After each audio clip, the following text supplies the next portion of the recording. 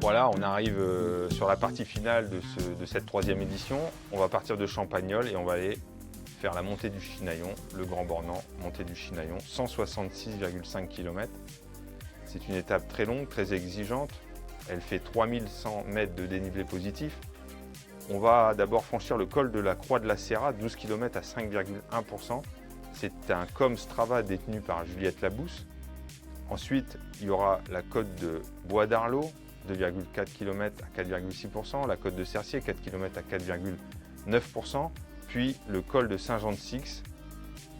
La fin, c'est un duo de montée avec le col de Saint-Jean-de-Six, 5,4 km à 5,1%, et la montée du Chinaillon. La dernière ascension, c'est la première partie du col de la Colombière, et nous ferons donc jusqu'on s'arrêtera au Chinaillon. Cela fait 7 km à 5,1%, et c'est une étape dédiée aux grimpeuses.